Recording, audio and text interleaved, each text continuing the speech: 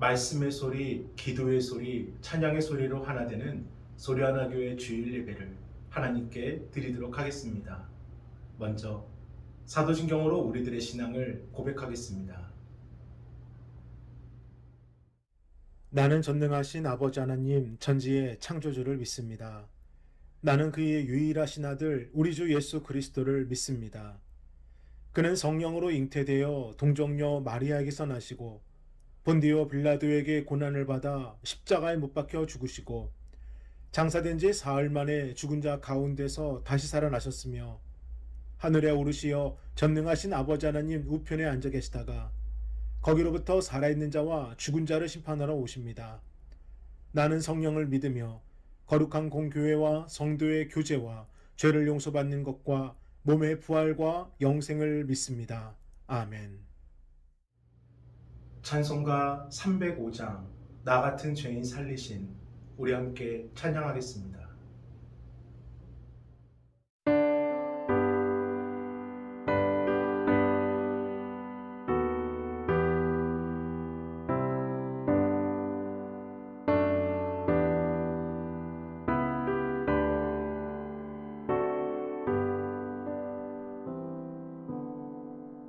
나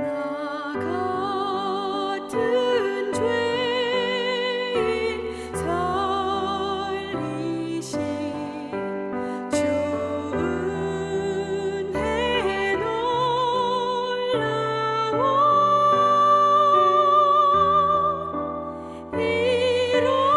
잃었던 생명 찾았고 광명을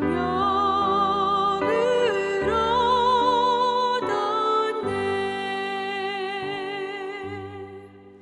큰 죄악에서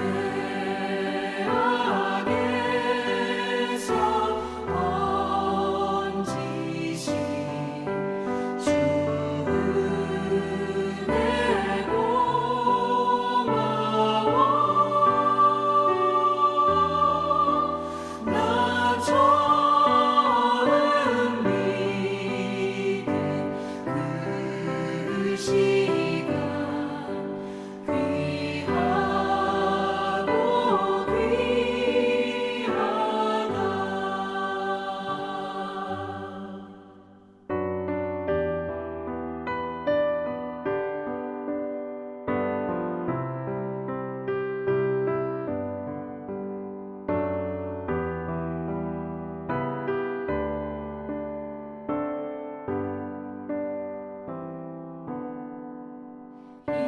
이제껏 내가 산 것도 주님의 은혜로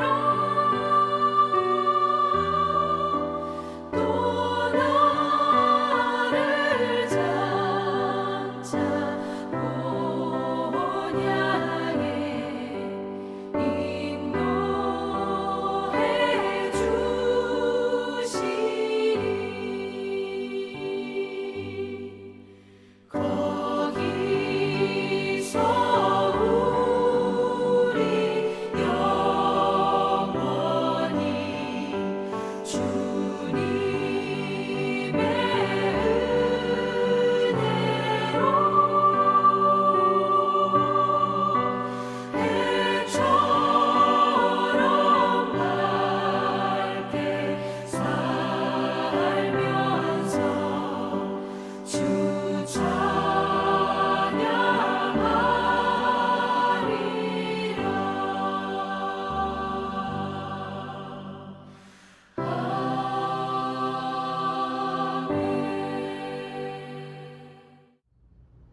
오늘 함께 보실 하나님의 귀하고 복된 말씀은 누가복음 7장 26절로 28절까지의 말씀입니다. 우리 함께 봉독하겠습니다.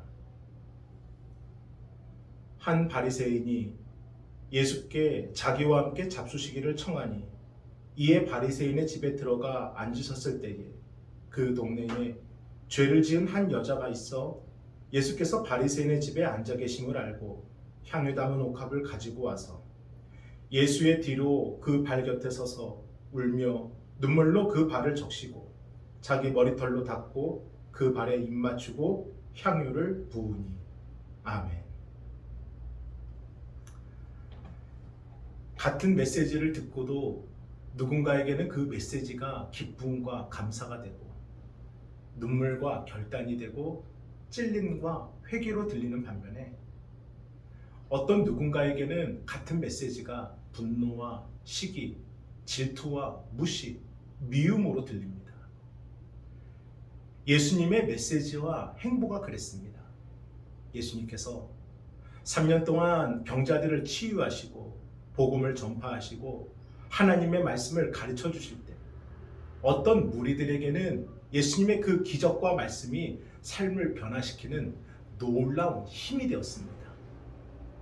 특별히 그 가운데는 당시 사회적으로 사람들에게 천대받고 무시당하던 소위 죄인들이라고 불렸던 세리들, 길거리의 여인들, 문둥병자들이 있었습니다.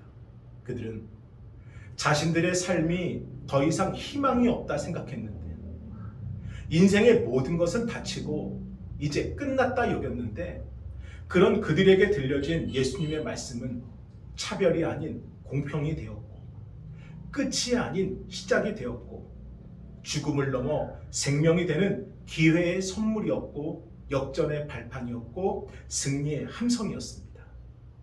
그들에게 예수님은 기적이었습니다. 하지만 어떤 무리들에게는 예수님의 그 말씀과 이적이 불편했고 또 이해가 되지 않았고 심지어 분노하게 만들었습니다. 그 대표적인 사람들이 당시 사회적으로 높은 자리에 앉아 사람들에게 존경과 인정을 받았던 제사장과 서기관들과 바리새인들이었습니다. 그들은 첫째, 예수님이 하나님의 아들이며 구원자이심을 철저하게 부정했습니다. 그럴 리가 없다라는 것입니다. 그러니 둘째, 예수님의 말씀을 받아들이지 못했습니다. 내가 구원받았느니라, 죄의 용서함을 받았느니라, 대체 무슨 자격으로 그런 말씀을 하시는 것인지. 그래서 셋째, 예수님을 따라다니며 예수님의 말마다 말꼬리를 잡고 억지를 부리며 신랑하고 율법을 핑계로 예수님께 묻고 따지며 예수님을 괴롭혔지만 넷째, 결국 이도저도 안 되니 자신들의 자리를 뺏길 것을 염려되어 결국 예수님을 죽이는 모의까지 갖게 됩니다. 어찌 이리도 다른 반응이 일어났을까요? 같은 메시지를 들었음에도 불구하고 대체 무엇이 이토록 다른 결과를 만들었던 것일까요? 미국 클레이몬트 대학교의 신학부 학장을 맡고 있는 필립 글레이튼 교수는 자신의 저서인 신학이 변해야 교회가 산다에서 현재 미국 개신교회가 쇠퇴하는 원인 가운데 하나를 교만이다 라고 말합니다. 그리고 그에 대한 예시로 고백과 간증의 실험을 하였는데 이제 예수님을 믿고 신앙생활을 시작한 50명의 초신자들, 10년 이상 신앙생활을 했다는 성도들 50명을 한자리에 모아 찬송과 나 같은 죄인 살리신을 부르며 함께 찬양에 대한 간증과 고백을 적게 만들었습니다. 찬양을 부르는 동안 모든 성도들은 진실한 모습으로 찬양하였습니다. 어떤 이들은 두 눈을 감고 두 손을 가슴에 모으며 진실하게 불렀고 어떤 이들은 하늘을 경배하며 마치 하나님께 대화하듯이 그렇게 고백하였고 어떤 이들은 눈물을 뚝뚝 흘리며 자신의 죄를 용서해 주신 하나님을 그렇게 찬양과 몸짓으로 고백하였습니다. 그리고 찬송을 다 부른 후에 종이를 나눠주고 자신이 받은 그 은혜와 간증을 적게 하였는데 이제 막 예수님을 만나고 교회에 등록하기 시작한 초신자 50명의 대부분은 지난날 자신들이 예수님을 만나기 전 그 삶이 얼마나 힘겨웠던지를 고백합니다. 그리고 자신들은 자격이 없지만 예수님의 사랑으로 지금 이 자리에 있는 것이고 자신들의 씻을 수 없는 죄를 용서해 주신 하나님의 그 놀라운 사랑을, 그 은혜를 그들은 고백하였습니다. 그들의 고백의 근거는 예수님이었습니다. 그래서 고백의 중심에는 예수님의 사랑과 예수님의 은혜와 받은 은혜에 대한 그 감사가 가득 넘쳐났습니다. 반면에 10년 이상 신앙생활을 했다는 그 성도들 중 절반 이상이 자신들의 죄를 씻어주신 하나님의 은혜를 고백함과 동시에 이제는 그 죄에서 자신들은 자유함을 얻었다라는 고백을 합니다. 그리고 자신들과 달리 여전히 예수님을 모르는, 특히 부인하는 사회적 약층들, 노숙자들, 사회 범법자들, 빈곤층들에 대한 안타까움과 그들에게 속히 복음이 전해져야 한다는 이야기를 대부분 하는 겁니다. 그들의 고백의 근거는 예수님이 아닌 변화된 자신이었고, 그러니 그 고백의 중심에는 내가 구원을 받았다는 확신과 여전히 구원받지 못하는 사람들에 대한 염려로 받은 은혜, 예수님의 사랑보다는 자신들의 신앙이 중심에 있었습니다. 물론 교회 직분자이고 교회 생활 오래 했다고 해서 다 이렇게 변하는 것은 결코 아닙니다. 제가 전도사 시절에 이렇게 섬기던 본교회는 이렇게 2,000명이 넘는 아주 큰 교회였었는데, 평소 때는 예배 시간을 결코 늦지 않았던 이 장로님 부부가 그날 유독 예배 시간에 늦으신 거예요.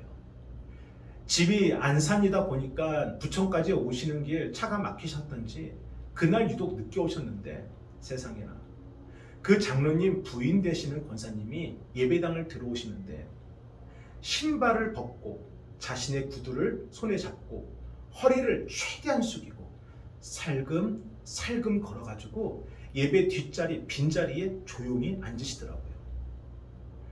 제가 지금까지 목회하면서 예배 늦었다고 또 예배에 방해될까봐 자신의 신발을 벗고 그렇게 예배당에 조용히 들어오시는 분은 결코 본 적이 없었습니다. 그리고 코로나 전에는 많은 교회들이 12월 달에 보통 김장을 담지 않습니까?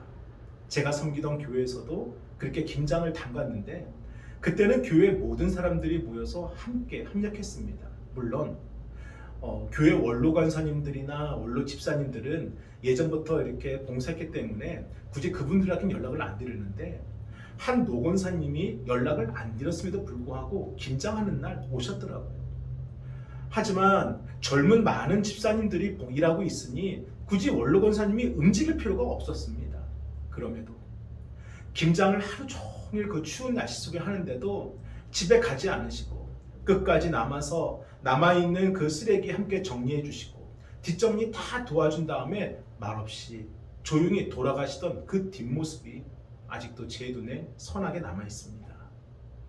사랑하는 여러분, 직분자라 할지라도, 신앙생활 40년, 50년 하셨다 할지라도 신앙의 그 근본이 변함이 없이 늘 겸손하게 같은 마음으로 신앙생활 하시는 성도들이 더 많이 계십니다. 저는 그래서 우리 소련화 교회 성도들을 참 사랑합니다. 우리 성도님들은 자신을 위해서가 아니라, 그렇다고 세상 사람들에게 자랑하기 위해서가 아니라 오직 하나님만 바라보고 말씀을 붙잡고 교회를 섬기시는 그 신앙의 삶이 저는 참으로 부럽고 감사하고 사랑스럽습니다. 그래서 우리 성도들을 품고서 기도할 때마다 하나님이 저에게 주시는 메시지는, 상경아, 교회는 내가 하는 것이 아니라 하나님께서 하시는 것이란다. 너는 개척교회처럼 작게 목회할 생각하지 말고 하나님의 교회답게 담대하게 목회하거라 라고요. 저는 저와 여러분의 신앙의 중심이 처음도 예수님이요, 오늘도 예수님이요, 내일도 예수님이 되길 주님의 이름으로 축복합니다. 오늘 본문에는 예수님을 중심으로 두 사람이 등장을 하는데, 한 사람은 시몬이라는 바리새인이고 또 다른 한 사람은 이름이 없는 여인인데, 이 성경에서는 그녀의 이름을 대신해 하나의 수식어를 붙여줍니다. 죄를 지은 한 여자. 우리 오늘 본문 누가복음 7장 36절과 37절을 다시 한 번 더 읽어보겠습니다. 한 바리새인이 예수께 자기와 함께 잡수시기를 청하니, 이에 바리새인의 집에 들어가 앉으셨을 때에 그 동네에 죄를 지은 한 여자가 있어 예수께서 바리새인의 집에 앉아 계심을 알고 향유 담은 옥합을 가지고 와서 아멘. 예수님이 계신 자리에 두 사람이 함께 있습니다. 그런데 바리새인 시몬은 집의 주인으로서 상석에 당당하게 앉아 있는 반면 이 초대받지 못한 죄를 지은 여인은 자리가 없어 예수님 뒤에 다가와 조용히 앉아 있을 뿐입니다. 그리고 지금 그들이 앉은 자리처럼 그들이 살아온 삶의 모습도 극명하게 달랐습니다. 먼저 바리새인은 분리된 자라는 뜻으로 그들은 하나님의 율법을 갖고 하나님을 위해 세상과 철저하게 구별된 그러한 삶을 살아가는 사람들이었습니다. 그들에게 하나님의 율법은 삶의 전부였고 그렇게 율법을 철저히 지키는 삶은 세상 사람들에게 인정받고 존경받았습니다. 시간을 정하여 늘 금식하며 기도했고 어려운 이웃들을 구제했으며 11조를 드리고 늘 말씀을 묵상하며 가르치기를 힘쓰고 자신의 삶을 항상 하나님의 율법에 맞추고 그들의 경건의 모양은 참으로 훌륭하고 특별했고 사람들에게 인정받을 만했습니다. 하지만 그들의 마음은 그렇지 않았습니다. 금식하고 기도하는 것을 사람들에게 보여주길 원했습니다. 내가 금식한다고, 내가 기도한다고. 그러니 이웃을 구제하는 것 또한 숨기지 않고 드러냈습니다. 내가 도와주고 있다고. 그리고 11조를 드리는 것 또한 자신들 스스로가 정한 그 부분만을 드릴 뿐 나머지는 다 개인적으로 소유를 했습니다. 그런데 가장 큰 문제는 자신들보다 상대를 낮게 여기고 그들을 판단했다는 것입니다. 우리 누가복음 7장 39절을 함께 읽어보겠습니다. 예수를 청한 바리새인이 그것을 보고 마음에 이르되 이 사람이 만일 선지자라면 자기를 만지는 이 여자가 누구며 어떠한 자 곧 죄인인 줄을 알았으리라 하거늘. 아멘. 이 사람이 만일 선지자라면 여기서 바리새인 시몬이 왜 예수님을 자신의 집으로 초대했는지 또 그 마음이 어떤 마음인지가 드러납니다. 시몬의 마음은 예수님, 당신은 하나님의 아들은 아니지만 선지자 정도는 되는 것 같습니다. 내 주변에 같은 바리새인들은 당신을 싫어하고 경계하지만 나는 넓은 아량으로 당신을 품는 것도 나쁘지 않다고 생각합니다. 시몬은 사람들에게 보여주고 싶었습니다. 자신의 넓은 아량과 넓은 인품을. 그래서 예수님을 사람들이 보는 앞에서 집으로 초대했던 것이고 초대받지 않은 그 죄지은 여인이 자신의 집에 와 참석했음에도 불구하고 또 그녀가 행동함에도 불구하고 이 바리새인 시몬은 이 사람이 예수님이 만일 선지자라면 그러한 마음으로 예수님이 어떻게 말하나 예수님을 판단하기 생각했습니다. 이처럼 겉은 화려하지만 그 마음은 판단과 교만으로 가득 차 있던 바리새인 시몬. 반면에 죄를 지은 이 여자는 누구보다도 정결하지 못한 잘못된 삶을 살아왔습니다. 그녀의 삶은 내세울 것 하나 없는 삶이었고 세상에서 인정받지 못하고 손가락질 받으며 무시당하고 부끄러운 삶이었고 사람들과 어울릴 수도 없고 어떤 자리에도 초대받을 수 없는 아름답지 못한 삶이었습니다. 그러니 그 삶에 기쁨이 있겠습니까? 희망이 있겠습니까? 기회가 있겠습니까? 죄지은 여인의 삶은 모든 것이 무너지고 끝나버린 삶이었습니다. 그런데 어느 날 이상한 소문을 듣게 됩니다. 나사렛 출신의 예수라는 사람이 병든 사람들을 치유해 주는데 세상에나 문둥병자들도 낫게 한다는 거예요. 그리고 세상과 사람들에게 무시당하는 자신들과 같은 세리들, 길거리의 여인들에게 친구라고 말한다는 겁니다. 하지만 이 여인을 더욱더 놀랍고 충격에 빠뜨린 것은 그 예수님이 죄인들을 불러 회개시키러 왔다라는 겁니다. 예수는 하나님의 아들이고 그분은 죄를 용서해 줄 수 있는 힘이 있다는 말을 듣게 됩니다. 그날부터 죄지은 여인은 예수님을 기다렸습니다. 주변에 물어볼 사람이 없으니 그저 숨어서 지나는 사람들의 이야기를 엿듣고 예수님이 언제쯤 어디에 계시나 항상 예수님이 근처에 오기를 기다리고 또 기다렸습니다. 그렇게 며칠, 몇 주, 몇 달이 지났을까요? 어느 날 동네 분위기가 너무나도 분주한 겁니다. 사람들이 막 움직이면서 사람들이 다급히 어디로 가는 거예요. 가만히 들어보니 예수님이 왔다라는 겁니다. 바리새인 시몬의 집에 예수님이 계시다는 거예요. 순간 이 죄지은 여인은 마음이 다급해졌습니다. 드디어 예수님이 오셨어. 드디어 오셨단 말이야. 여인은 예수님이 만나면은 그때 드리려고 준비했던 이 옥합에 담긴 귀한 향유를 품에 품고 예수님이 계시다는 바리새인 시몬의 집으로 다급하게 달려갑니다. 하지만 그녀는 초대받지 못했어요. 만약 동네 사람들이 자신을 알아보면 예수님을 만나지도 못하고 쫓겨날 수밖에 없는 상황이었습니다. 그러나 여인은 이것저것 생각할 여유가 없었습니다. 지금 예수님을 만나지 못하면, 지금 예수님 곁에 서지 못하면 여인은 모든 것 감수한 채 그저 입을 꾹 담고 눈 감고 고개를 숙인 채 바리새인 시몬의 집에 조용히 들어가 예수님의 뒤편에 앉았습니다. 그런데 예수님의 뒷자리에 앉는 순간 그러려고 했던 것이 아닌데 여인은 앞이 캄캄해지더니 말문이 탁 막히더니 이 마음의 응어리가 눈물이 되어 바닥으로 눈물로 뚝뚝 떨어지는 것입니다. 그리고 하염없이 흐르던 그 눈물은 어느새 예수님의 발을 흥건히 적시게 되었고 이 죄지은 여인은 자신의 머리털을 내려 그 눈물 떨어진 예수의 발을 닦기 시작합니다. 그리고 머리를 숙여 예수님의 발에 입을 맞춘 후에 그렇게 귀하고 귀하게 여기고 예수님이 오면 드리려고 했던 그 향유가 담긴 옥합을 깨뜨려 예수님의 발에 발라드립니다. 우리 누가복음 7장 38절을 함께 읽어보겠습니다. 예수의 뒤로 그 발 곁에 서서 울며 눈물로 그 발을 적시고 자기 머리털로 닦고 그 발에 입 맞추고 향유를 부으니 아멘. 아무도 말리지 못했습니다. 어떤 누구도 여인에게 대체 왜 그러냐고 나서지 않았습니다. 오히려 바리새인 시몬은 이제 예수님이 어떻게 행동하나 예수님을 판단하려고 볼 뿐입니다. 심지어 여인도 아무 말을 하지 못했습니다. 예수님께 드리고 싶은 말이 얼마나 많았겠을까요?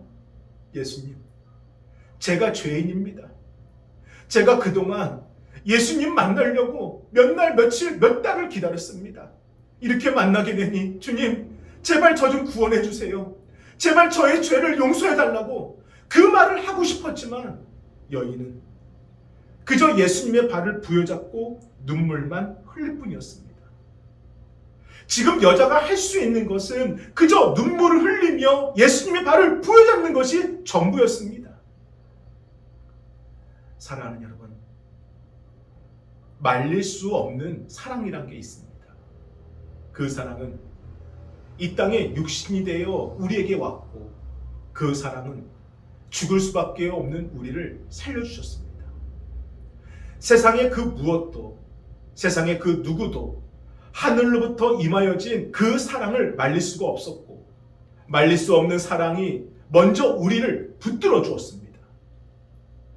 여기 죄 지은 한 여자도 지금 예수님의 이 말릴 수 없는 그 사랑에 붙들려 있는 것입니다. 그래서 그 귀한 옥합을 깨뜨렸던 것입니다. 그러면서 자신을 깨뜨리고 자신의 죄를 깨뜨리고 두려움을 깨뜨리고 고통을 깨뜨리고 의심을 깨뜨리고 자신의 힘과 수치까지도 깨뜨렸던 것입니다.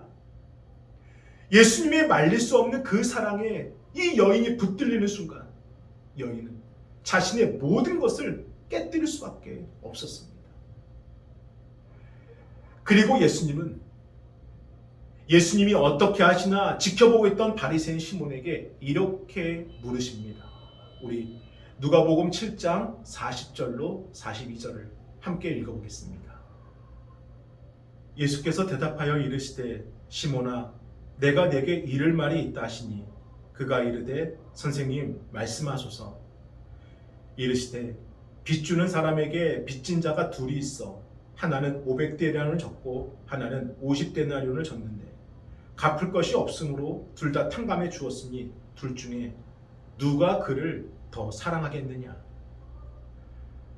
바리새인 시몬의 마음과 죄지은 여인의 마음을 모두 아시는 예수님은 누가 그를 더 사랑하겠느냐 사랑에 대해 질문하십니다.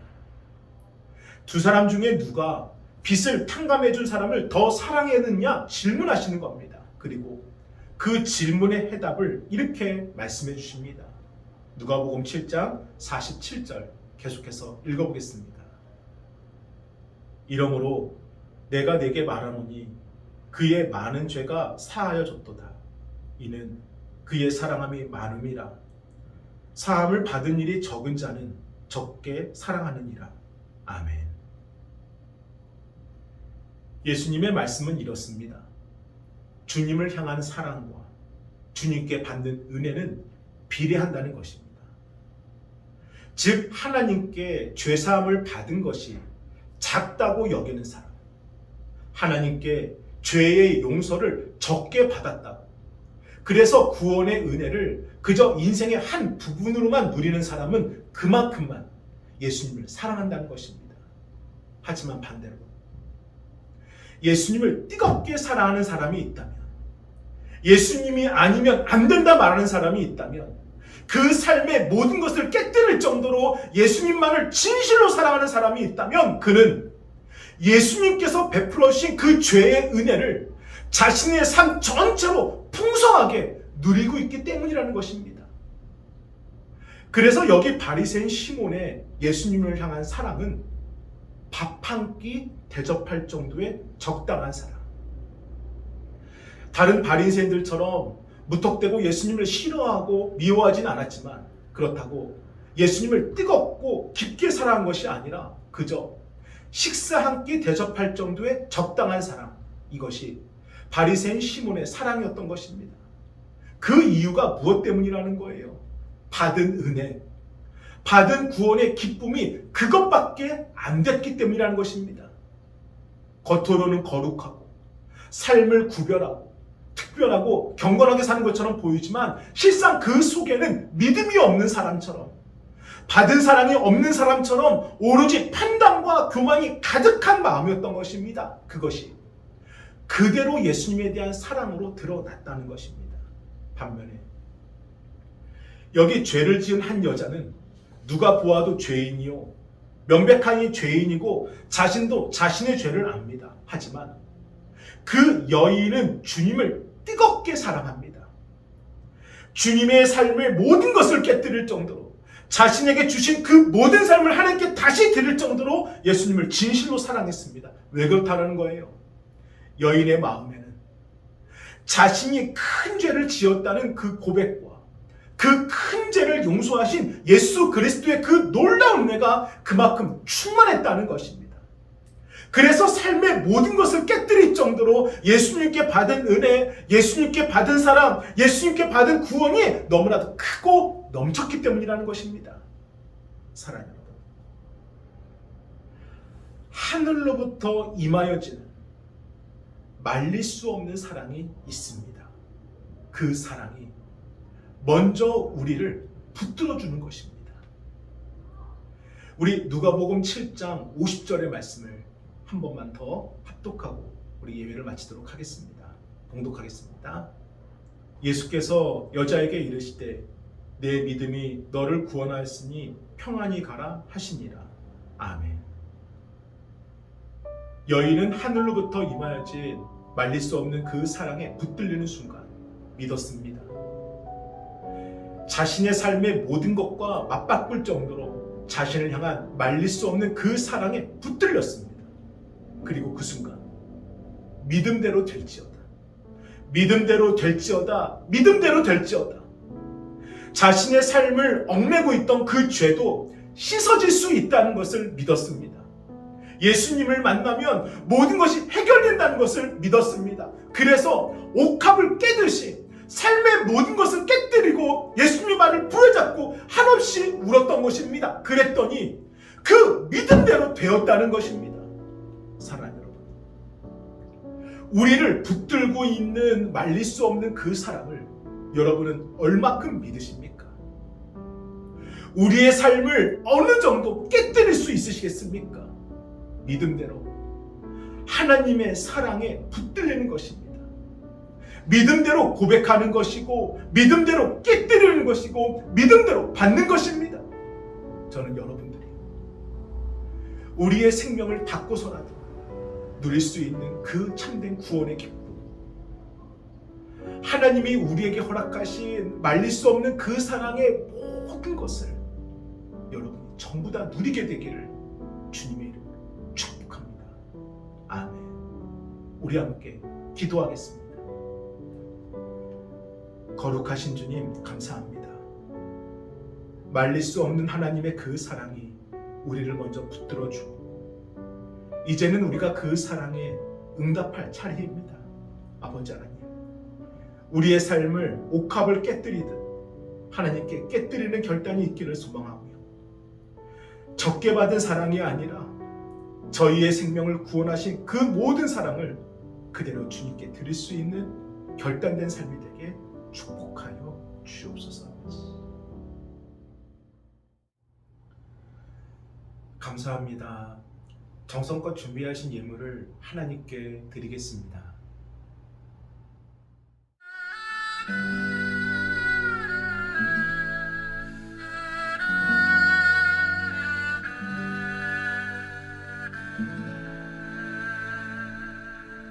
오직 주의 사랑에 매여 내 영 기뻐 노래합니다.